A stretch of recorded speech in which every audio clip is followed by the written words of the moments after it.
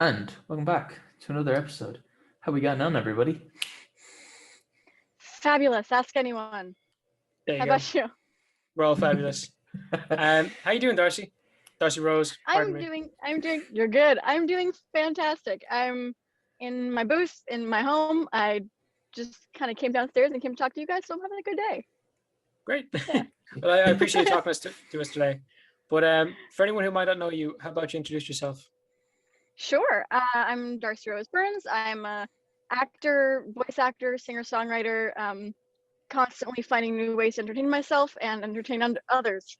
Seems to be what I've been finding myself doing. I'm the speaking and singing voice of Princess Amber on Sophia the First and Icky on Legend of Korra, and I'm Harper in Big Shot, which is airing now on Disney Plus.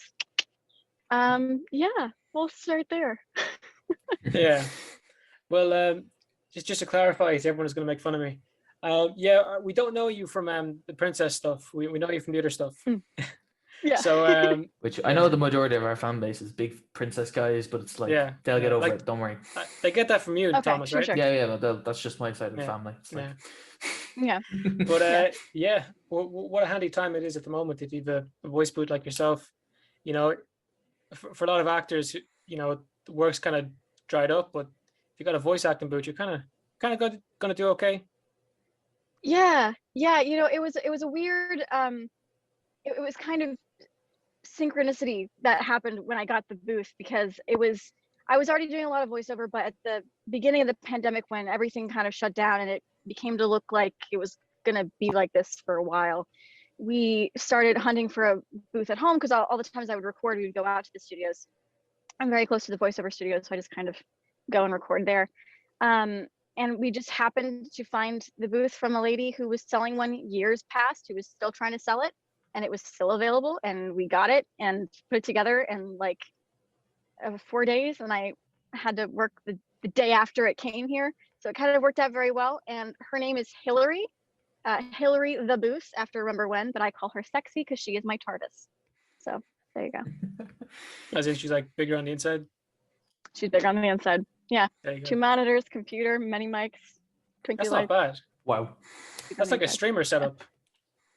Yeah, I'm getting there. The sound was the first thing, because that's the thing that matters to me. And then I was like, had to figure out how to make it so that my voice directors could actually see me and not be looking up my nose. So there you been go. a long journey. That problem fixed anyway. But what was your introduction to acting in the first place? Because you started like really young. Yes, I did. My introduction to acting, well, my first sonogram actually said baby's first headshot on it. So my introduction to acting came far early on. My first commercial I did when I was 9 months old. And that was just kind of, you're a baby, it's just kind of, you're there and you're being a baby and sitting still for long periods of time, and they like you because it's like, great, you didn't cry. But I started taking dance classes and singing classes and theater. I started in theater when I was 3. First show was Annie. I believe that was my first one. Yeah, I have Annie PTSD. I've done it 3 times. Sandy, Molly, and Annie. And now I went to see a friend do Annie. The curtain came up, ba da da da da, and I started cackling. Just like I don't know why. But yeah, I started in theater, and then I was on The Young and the Restless when I was 5. I did that for about 5 years. It became very obvious very quickly that I was meant to entertain. Apparently, I would stare at you until you looked at me, and then I'd smile. And that was what I would do when I was a baby. So no big surprise. I'm here now. Yeah.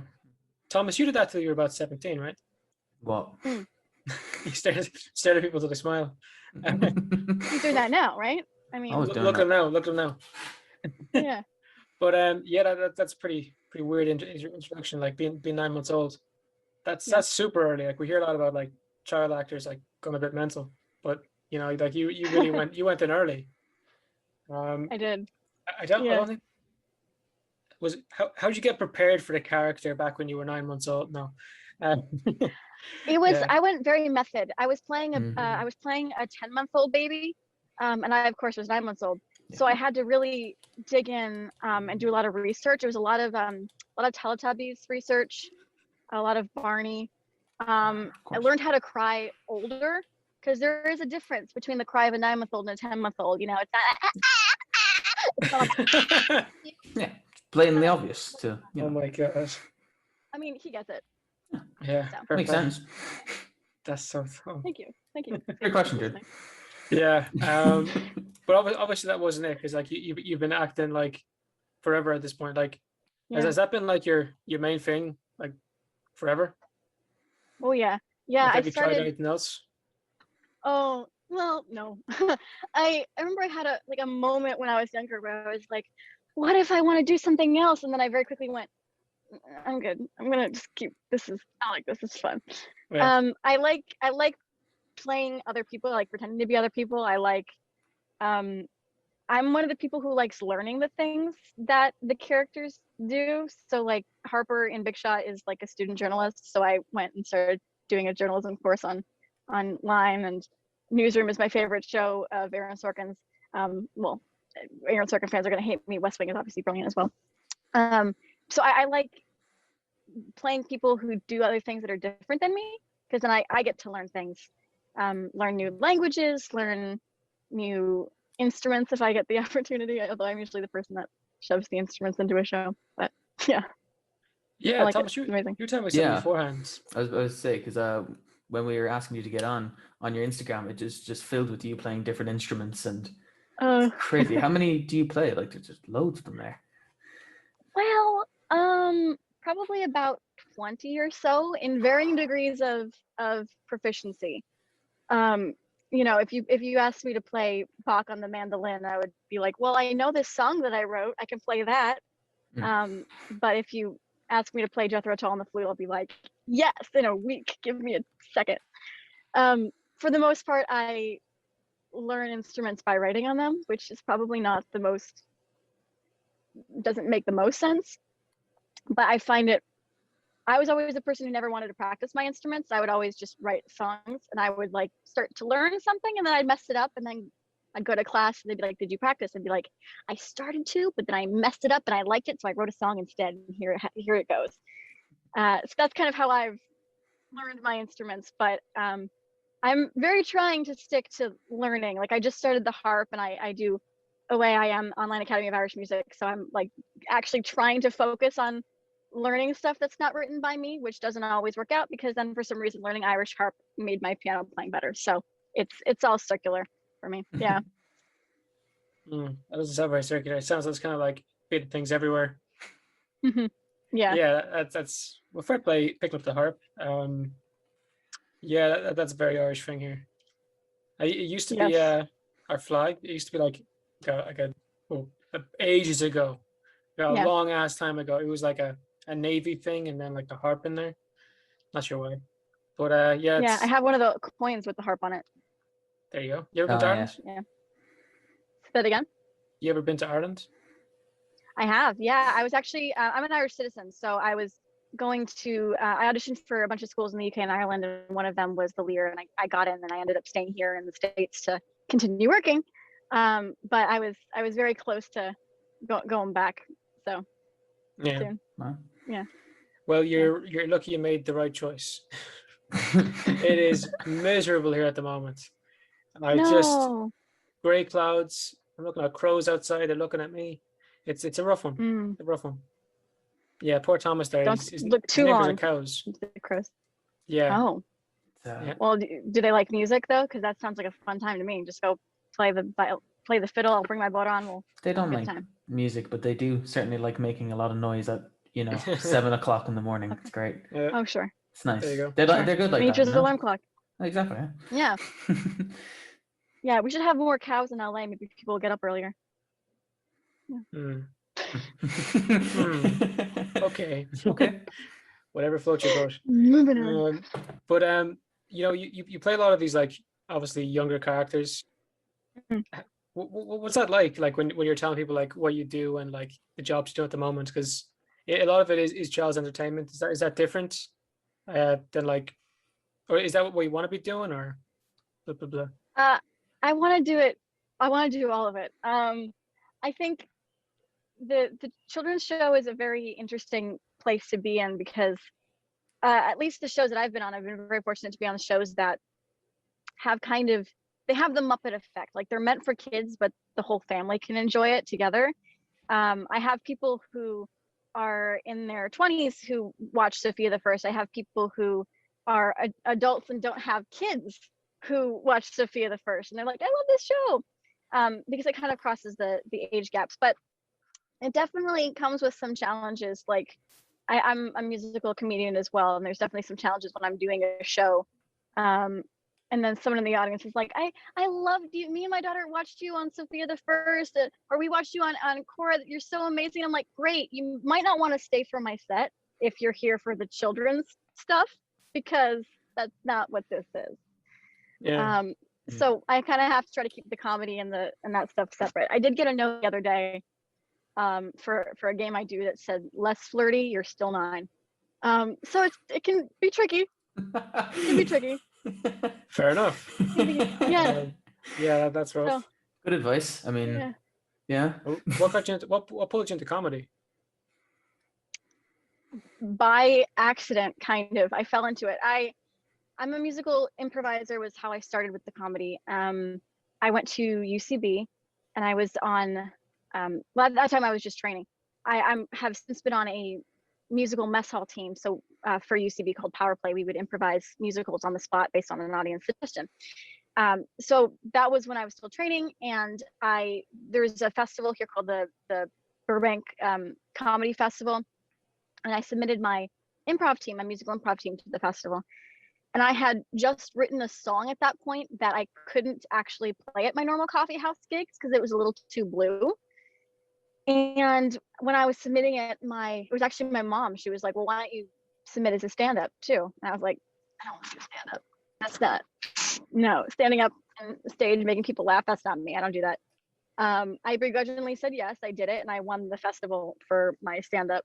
And then I kind of just kept doing it. And then I did 6 shows in the Hollywood Fringe. One of them was just a half an hour of my stand-up. And it's musical comedy. I do, the jokes, and through the quarantine, I've found a lot more characters live inside my brain. So I'm sure I'll be doing a lot more character comedy when it comes back time to going back into the clubs.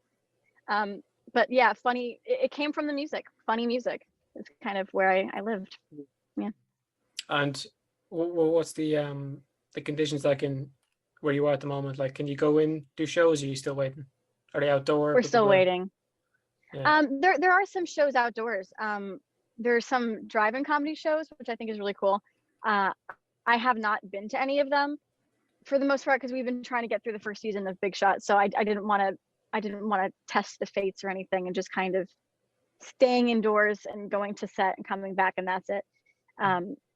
But I think soon, as more people get vaccinated, we'll be able to kind of go out with masks on and kind of be like, hi, from very far away. There you go. And did you film that entire show while in coronavirus was going on, or was there parts before it? Or it was parts before it. We got shut down on episode 5 at the beginning of 2020, and then came back for episode 5, like right before the first shot of 105. We got shut down, and then we came back and filmed 105, and then got shut down. They really were going through as many precautions as possible to make sure that we were safe, which unfortunately meant a lot of shutdowns. But I would. It is what it is, and we got through it, and we did it, and it's a great show. So, yeah. Yeah. Well, here hoping you guys get a little bit better. We were kind of similar in our lockdown. I think still Europe's most lockdown days. Don't know how we're doing with the vaccines, but I think we went from like 4 or 5-ish months of level 5, like our worst lockdown, to I think we're on like a 4 at the moment. So like we can kind of do things. Okay. Yeah. All right. It's not fun. Yeah. Going up. Yeah. Especially doing online college, it's like. Yeah, it's all right. We're doing college at the moment. It's been all right. Yeah. One thing that kind of has carried on is college, or very, very few jobs. But that thankfully voice acting has kept you busy. Yes. Yeah. You got the studio there. What's it called again? Her name is Hillary. Another one of your characters just pop out there. Yeah. voiceover, the best singer in the world. I swear I've heard that before, or something. Yeah, you've heard it from a lot of people, mostly from me. I say it a lot.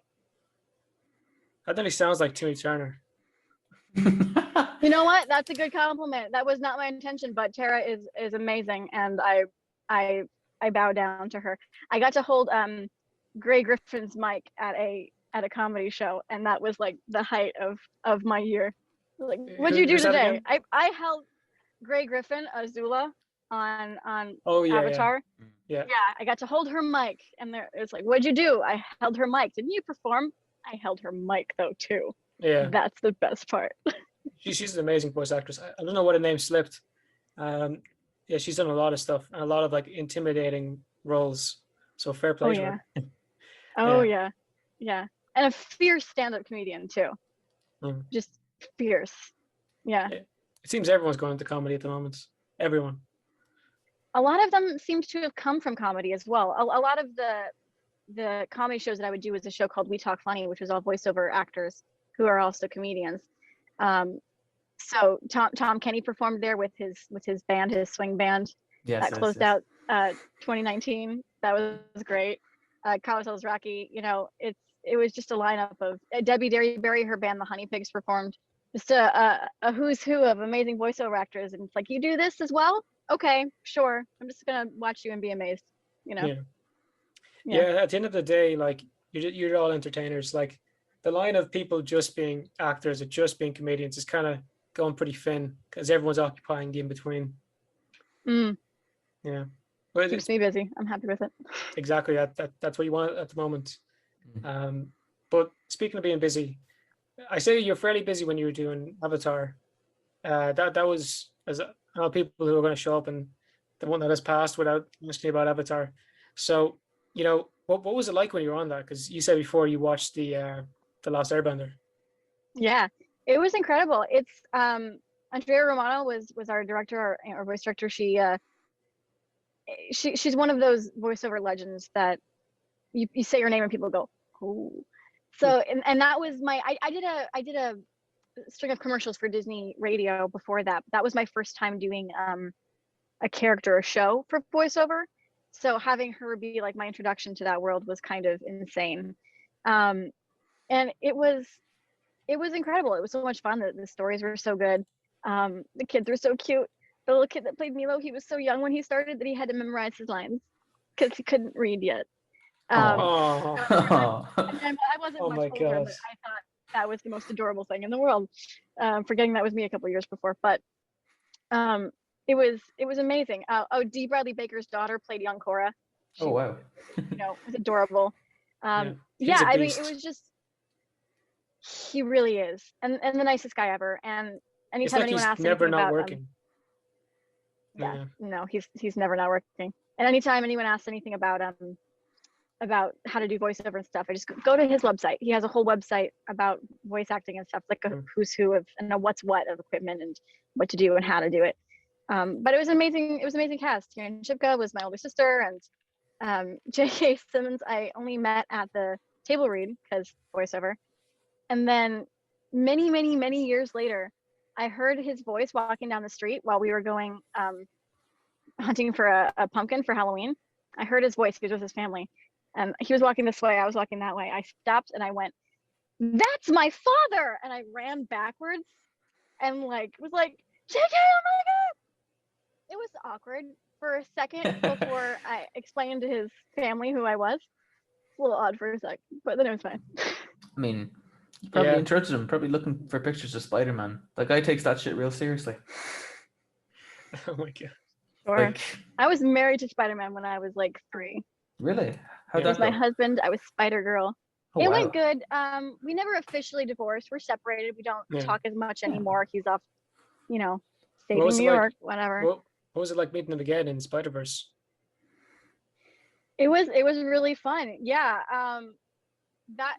That movie was a blast. I think I got to speak different languages in that movie. That's always fun when I get to do that. It was so much fun. I got to be a little boy getting attacked by a web and stuff.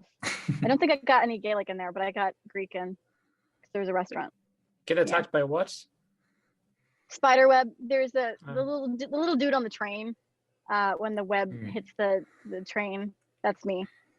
And was it awkward seeing your ex? I mean, Spider-Man. It's always a little awkward.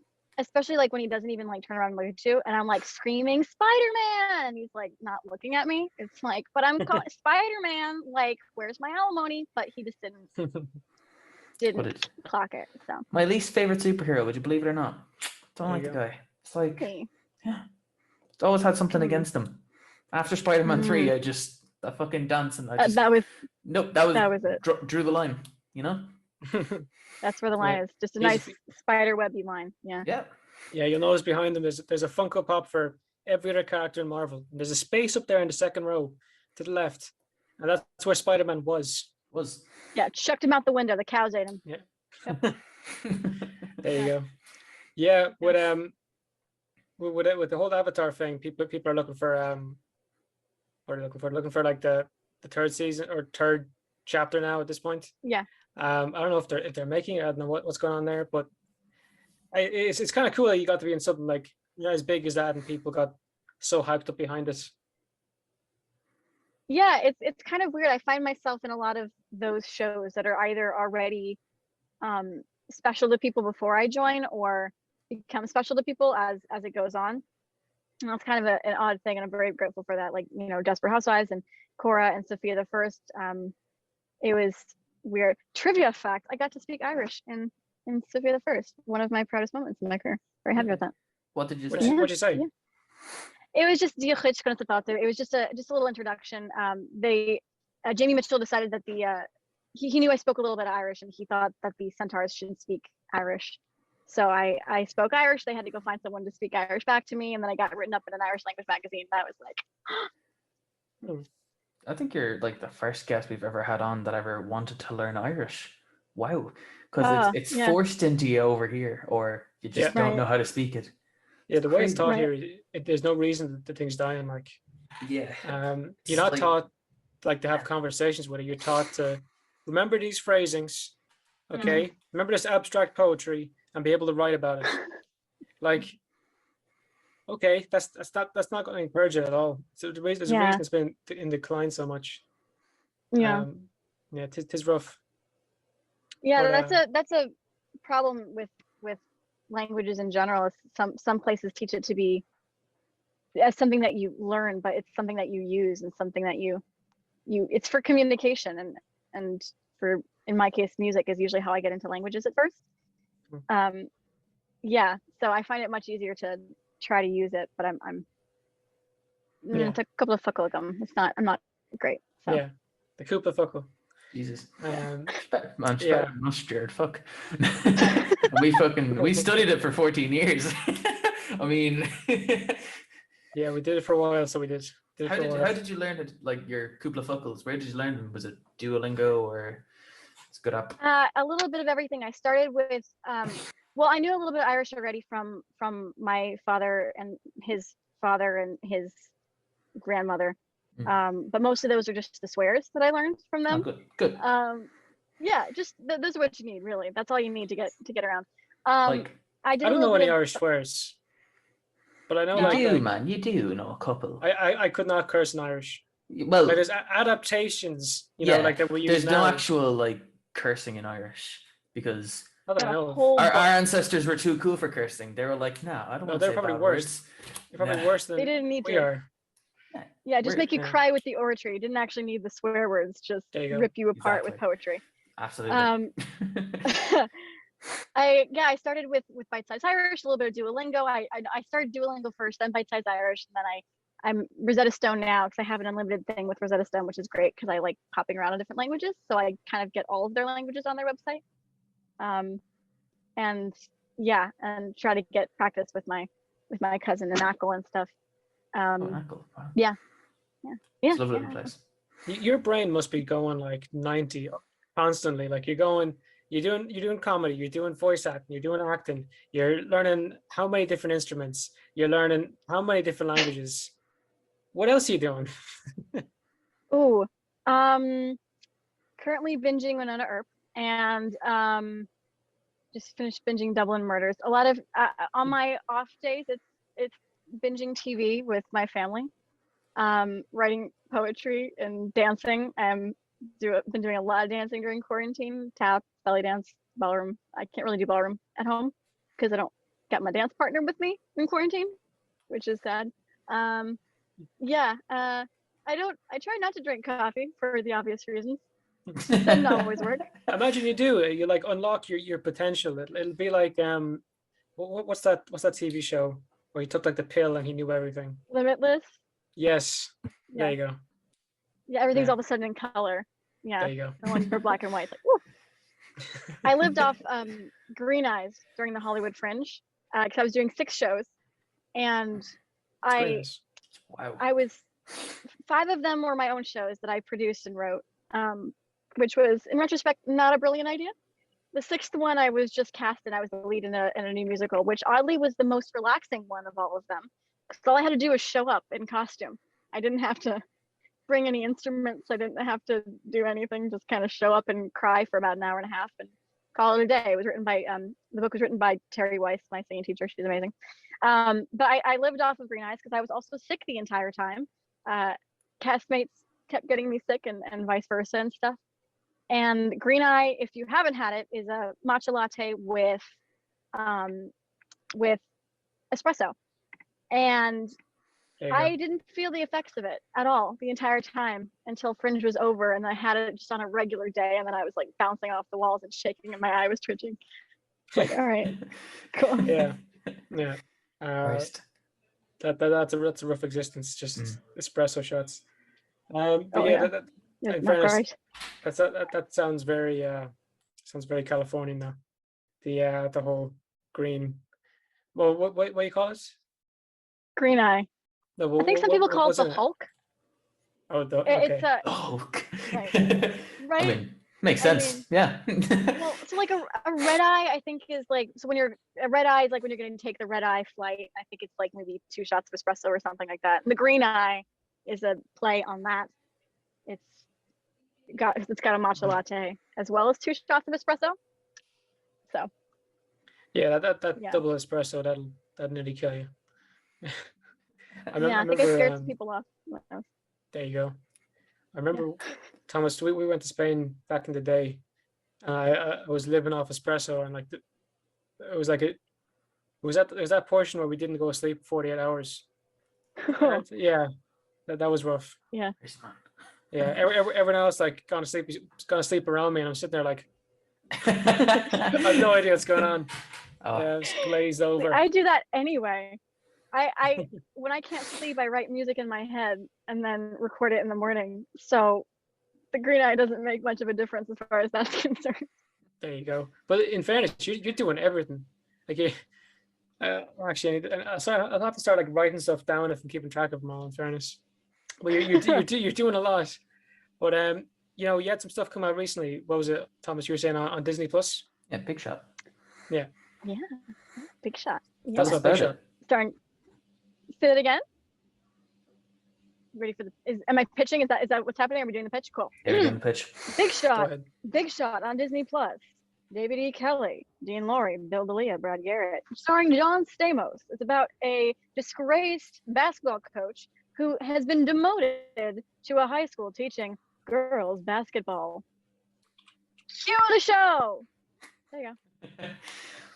Looking this up now. It's on Disney Plus. Disney Plus. How many episodes we got so far? We got 1 episode so far.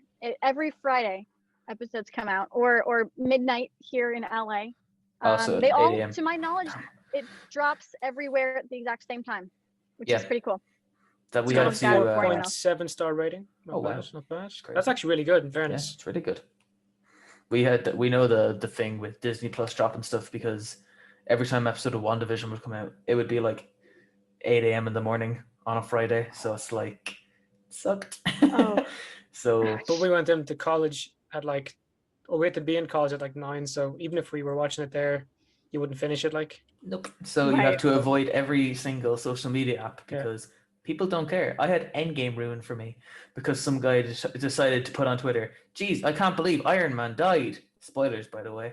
And that was 23 hours before Endgame came out. Oh man. I had my avoided goodness. it. I avoided it for a year and a half of finding out what that's happened. cool. And some dick decided it would be funny. I was just saying, I wouldn't even watch the trailers. Oh, I've blocked them. I blocked that I do certain that too. individual on every single social media app. It's kind of amazing though, like the hype that Disney can build these days. Yeah. Yeah, they're doing bits. Mm. So what was it like working Yeah. at Disney? Because I did a bit over here, and they were super strict on the rules. Yeah, So it's really fun. I've been kind of part of Disney for a while. Sophia the First was Disney Junior. This is Disney Plus. I've always enjoyed it, and I continue to enjoy working for Disney. And there goes my sound. It's it's a fun company to work with. I worked with them actually before. A pilot that got turned into something else. I did the pilot for Sunny with a Chance, which was at that point Sketchpad. And so I've been kind of with Disney for a while now, and yeah, it's fun. I don't know if it's as strict as any other network. I mean, you know, I'm almost the very the person that I don't want like storylines and stuff to get spoiled. Like if I had my druthers, it'd be like, who do you play? You'll find out. Like I just wouldn't say anything until it comes Fair out. enough. Are you in it? You'll see. Like, that's it, you know. That could be. I'm not Could be, sure. maybe. You don't know. Yeah. Yeah, no, I meant like with the whole COVID thing, but yeah, I suppose everyone has to be like super strict anyway, because you know people are kind of annoyed as is that you know production companies get to stay open, but in fairness to the production companies, that is because they're so strict on the rules. Yeah. Well, this is the only on-camera show that I'm working right now. That during COVID, so I can't speak to the other networks' precautions. But yeah, they're pretty strict. Yeah, I felt very very safe on it. I did a promo for a show, but that was before COVID. Yeah, I mean we wear face masks and face shields and go to your trailers in between each take. Well, not every take when we're turning the cameras around for a new shot. Sanitize everything. That's an interesting new thing that we have to do, is if anything gets handed off, you gotta sanitize it before and after the takes, which is odd, but it's good. They're doing everything they can to make sure we're safe, and it's get tested all the time. Stick cotton swabs up your nose. No one buys me dinner first, but whatever. Rude. It's rude. I mean, you think, but whatever. That's a society for you. I mean, there you go. When Disney was here, and they were doing a bit of filming, for the bit I was there, they were there for about 2 months, and in that 2 months, Ireland was going through we went from having nearly no cases to in a couple hundreds, and considering we have so few people over here in the first place, that was still pretty bad. But they somehow managed to have 0 people test positive, and you were being tested. I was there for 2 weeks. I got tested 8 times, and if you were around more people, you're getting tested more. So, kind of dodged a bullet there. But yeah, it's good to see that they're so strict, because all it takes is one person to be infected there. Then you got all those close contacts shut down for how long, and you've all these people brought in from different from the States or wherever. That can be devastating. Yeah.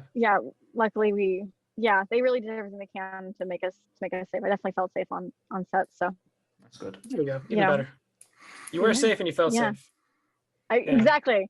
Yeah, and it was a very quick turnaround as to how they figured it out too, because we got shut down in March, and we came back up I think in August or September. Oh wow. And that was I think a pretty, and when we came back, there was 30 COVID monitors and all these new jobs that weren't there before, and everyone knew exactly what they were doing and how to do it, and so that's a pretty impressive turnaround to be able to do that in such a quick amount of time and still get the show out and not feel like we're talking to each other from across the room, hey, good to see you, and you're in the corner. Did you ever see that thing for one of the soaps in England? They had like a kissing scene, and one of the actors had to kiss a mannequin, but Yep. the editing just looked really bad, so you could actually tell it was a mannequin. Yep. Yeah, I know some soaps here did it with the actors' actual spouses. No, okay. Like they would do the other shot and then it'd be the spouse, and that seems like a pretty good sheet. The mannequin, I'll give them points for creativity. I mean, they should have it's just made not it the look like most ridiculous. outlandish thing that's happened on a soap. Yeah. And you would know, considering you were on Desperate Housewives. Yeah, I was on 2 soaps, and then if you count Desperate Housewives as a nighttime soap, then I was on that one as well. Yeah, Young and the Restless and Bold and the Beautiful. And hopefully someday Ross Sutherland. We'll get there. But you know. Yeah. So what was your experience like on that show? Best training ever. We on the Young and the Restless, we did a show a day, and I was 5 when I started, and I would usually get my lines the night before. I think, if I remember correctly, I was 5, and there was 4 cameras, and we would rehearse once, maybe twice. Sometimes we would record the rehearsals, unless there were certain actors who didn't want that to happen. Then we wouldn't do that. Thank you. And you get it right. Don't get hit by the cameras. I hope you were acting well, because we got it and we're moving on, and that's it. So if you didn't believe yourself, too bad. An episode a day, that's crazy. Wild. Yeah, and Bold and the Beautiful was, I think, even more. We would very often be done early, because I think that was a half an hour. So we would shoot a lot quicker. I think they would shoot a couple episodes a day, depending on the day. I worked with amazing people: Eric Braeden, Eileen Davidson, Don Diamont, Christian LeBlanc. Everyone was just, and that was my introduction to acting, was all of that. So yeah, it was so much fun, and it was great training. Really better than any school I've gone to. I'd say so. And did you think that gives you an advantage as an actor? Yeah, I think so. I think, the soaps, there was a theme in the soaps that when you have a show on for 50 years or so, sometimes storylines can get a little outlandish, and it takes a very good actor to make it believable. That's what that's one of the things that the soap is really good for. You see the soaps and you believe the actors no matter what the situation is. And so I think, coming from that, for me, I've never been the actor doing something where I'm going, what's my motivation? I don't get it. It's like, okay, I got it. Let's go. Because I'm just like, I'm ready. Let's go. And also I was there. Bill Bell passed away slightly after I was there. He wasn't alive the entire time I was there, but I was there he was still alive when I was there at first. So I kind of got to be around him and the storylines that he would craft and stuff. And he was a genius at creating those arcs. So, the best thing for an actor is good writing. And I got all of that. And I work at a very quick pace now. I remember when I worked with Eva on Desperate Housewives, we were shooting a scene together, and she just in the middle, and it was a normal day. It wasn't going slow. Nothing was wrong. But Eva Longoria, in the middle, she just went, "Why are we shooting?" And I was like, I can't shoot. I remember this. I understand. I'm home. So yeah, it's good training, and it obviously sticks with people. Longoria, same. John Stamos, the same. So yeah. Yeah, I don't know. Actors can be very, very, very different. Some just there to get it done straight away. Some want to go all the fancy smanchy bits of it, and obviously there's one who just wanted it over with. Because there's no really set time when you're on set. Like, you could be like an hour late or an hour early. Yeah. Yeah, I mean, well, they in general frown upon a person being an hour late or an hour early, but I mean, the production day could finish an hour. Yeah. we've definitely don't had be late. days where, don't be late. Please don't be late. We definitely had days where we've shot past midnight. More so now that I'm an adult. That's not really a thing when you're a kid. You're not allowed to. But it's very, especially growing up as a kid actor, it's very informative working with people who have different approaches to acting, because I've been fortunate that everyone I've worked with has been like amazing actors, and I've learned something from all of them. Like working with Felicity Huffman was incredible. I got to work with Larry Hagman on Desperate Housewives too. That was insane. And then Flicka and Larry in a scene together, and just very lucky. Yeah. Of course. So obviously you've gone up a little bit, and you're still acting. What do you think is next for you as an actor, or a comedian, or musician, or a tap dancer, or everything else you do? Thank you. I think what's next for me is all right, let's see if I can get the wording right of this. Starring in the movie adaptation of a musical that was on Broadway that I wrote the book, lyrics, and music for. Yeah. And we're looking forward to it. Thank you. I understood that, but yeah. Thank you. Well, you're following. It's the green eye. Yeah. There you go. I'm on 4 of them already, and I think I can actually comprehend what you're saying after it. But if you notice at random points in the episode, his eyes just roll back. Yeah, he's kind of he's had a couple there at the moment. But he's seeing his words in his head is what happens when you do that. Like I see. Like I can see like the wires like that connect this computer together to the tiny digital things that make Zoom work. It's crazy. Fair play. Yeah. Wild. I see the particles that make up the universe. But having said that, it might just be dusty in here. I haven't trimmed the air cleaner in a while. So. Yeah, well, fair play to you. I don't know what to say to that. That's an appropriate reaction. There we go. I kind of feel like we touched on it, unless you've any more questions, Thomas. No, I'm good. No, you're good. You're good. Happy. Thanks. You're looking happy. well. Fair Thank play you. I know you too. But stop. Make me blush. Yeah. Yes. Fabulous. Fantastic. There you go. Stop it. It looks good on you. It's been a pleasure, Darcy Rose. So you got it right the last time. Thank you so much.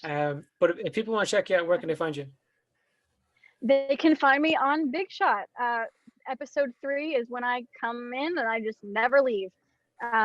Big Shot on Disney Plus every Friday, depending on where you are in the world, and on Instagram for random music musings and stuff, and some voiceover stuff upcoming that I'll talk about at a later date. There you go. So if you got this far in the episode, fair play to you. And as we say, take it handy. Stay away from yourself. Good luck. Top of the morning, lads and ladies. Support for the Awfully Irish podcast is now brought to you by Manscaped, who is the best in men's below-the-waist grooming. Manscaped offers precision-engineered tools for your family jewels, and you're no longer lead the look of the Irish with the ladies. Manscaped just launched in Ireland. We've gone years without using the right tools for the job. You can now be one of the first men in Ireland to experience their life-changing products. Your balls will thank you. Get 20% off and free shipping with the code IrishPod at manscaped.com. That's 20% off with free shipping at manscaped.com and use code IrishPod.